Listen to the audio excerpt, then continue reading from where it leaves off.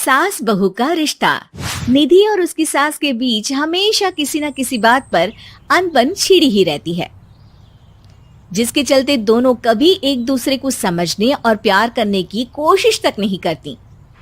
अरे मेरे तो भाग ही फुट गए जो ऐसी बहू मिली। हाय, मेरी तो जिंदगी बर्बाद हो गई। भगवान, या तो अच्छी सास दे देता या फिर गूंगी। इन्हें मेरे सिर बिठाकर कौन से जन्म का बदला ले रहे हैं भगवान। क्या बोली? वही जो आपने सुना। इतनी बड़ी हो गई कि सास से जुबान लड़ाती है। अरे यही सीख कर आई है क्या मायके से? अरे नहीं नहीं, उसके लिए तो ससुराल ही काफी है। मेरी सास ने मुझे बहुत अच्छे से जुबान लड़ाना सिखाया है। हाँ।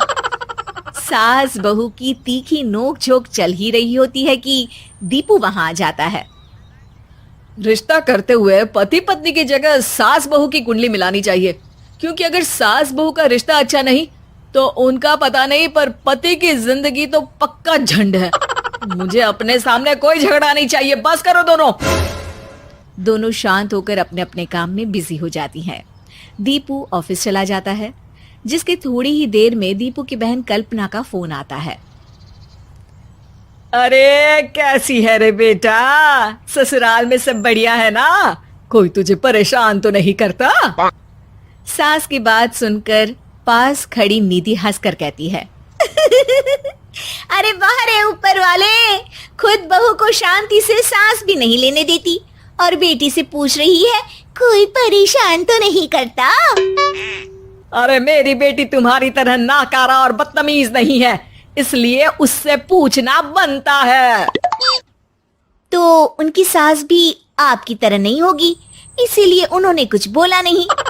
और इसी के साथ एक बार फिर दोनों सास बहू के बीच तानों का युद्ध शुरू हो जाता है।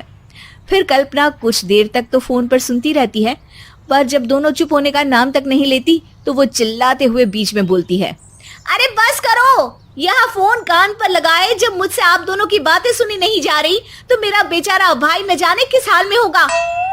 अरे ये सब तेरी भाभी की वजह से है बेटा। तो माँ, आप भी कुछ कम नहीं है। आप दोनों को ही अपना रिश्ता सुधारने की जरूरत है। मैं एक बाबा को जानती हूँ जो रिश्ते सुधारने में एक्सपर्ट हैं। आप दोनों उनके पास जाइए। ना जी ना, मैं ऐसे ढोंगी बाबा में नहीं मानती। देखा, कहा था ना। अरे ये तो हमारे घर में शांति चाहती ही नहीं है। भाभी, एक बार ट्राई करके तो देख लो।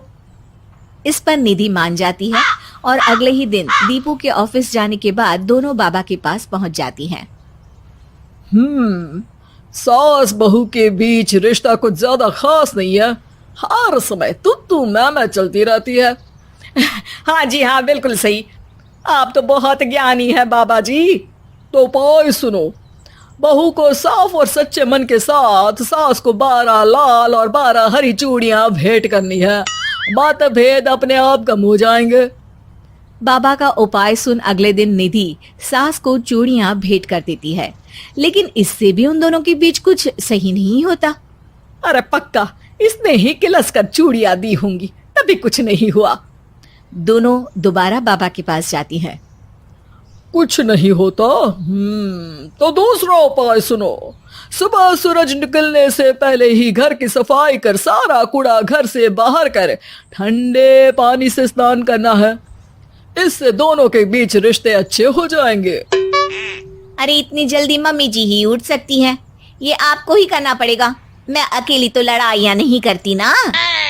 बाबा का उपाय मानते हुए अगली सुबह से सास जल्दी उठ सूरज निकलने से पहले घर की सफाई कर ठंडे पानी से नहाने लगती है।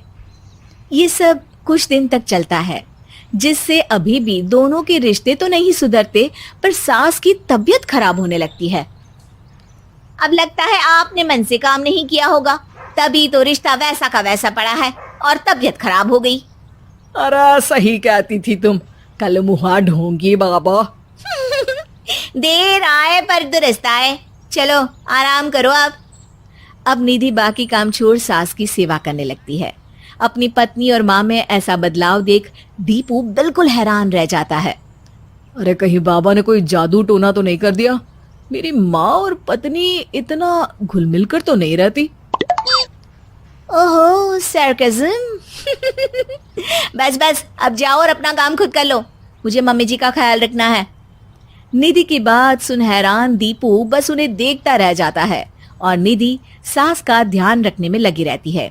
इसी तरह दिन बीतते हैं और निधि आधे से ज्यादा समय सास के साथ बिताने लगती है, जिस वजह से उन दोनों का रिश्ता पहले से अच्छा होने लगता है और वो एक दूसरे को समझने लगती है।